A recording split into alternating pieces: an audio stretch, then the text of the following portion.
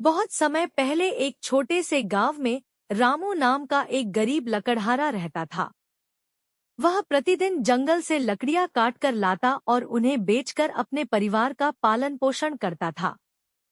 गरीबी बहुत थी, लेकिन उसने कभी बेईमानी का सहारा नहीं लिया। एक शनिवार की सुबह जब रामू जंगल जा रहा था, रास्ते में उसे एक बूढ़ा साधु मिला। साधु ने कहा, बेटा, मैं बहुत भूखा हूँ, क्या मुझे कुछ खाने को मिल सकता है? रामू के पास केवल 2 सूखी रोटियां थी।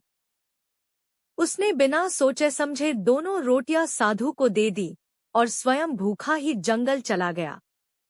वह साधु कोई साधारण मनुष्य नहीं, बल्कि स्वयं शनि देव थे। वे रामू की सच्चाई, दया और निस्वार्थ भाव की परीक्षा लेने आए थे।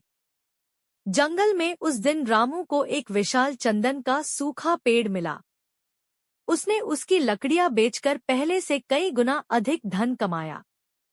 लेकिन धन मिलने के बाद भी उसके स्वभाव में कोई बदलाव नहीं आया। वह गरीबों की मदद करता, माता पिता की सेवा करता और ईमानदारी से जीवन बिताता रहा। कुछ समय बाद गांव का लालची जमींदार यह देखकर जलने लगा। उसने सोचा कि रामू को इतना धन कैसे मिल गया। उसने चोरी और छल से रामू की कमाई हड़पने की कोशिश की। उसी रात शनि देव जमींदार के स्वप्न में प्रकट हुए और बोले, धन केवल परिश्रम और अच्छे कर्मों से मिलता है। जो छल और अन्याय करता है, उसका वैभव अधिक समय तक नहीं टिकता।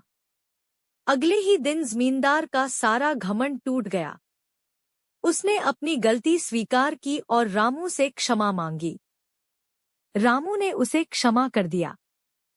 शनि देव उसकी क्षमा, दया और सच्चाई से अत्यंत प्रसन्न हुए और आशीर्वाद दिया, जो व्यक्ति सच्चे मन से मेहनत करेगा, दूसरों की सहायता करेगा और धर्म के मार्ग पर चलेगा, उस पर मेरी कृपा सदैव बनी रहेगी। कथा से शिक्षा, शनि देव कभी किसी को बिना कारण कष्ट नहीं देते। वे केवल मनुष्य के कर्मों का न्याय करते हैं। इसलिए हमेशा सत्य, ईमानदारी, परिश्रम और दया का मार्ग अपनाना चाहिए।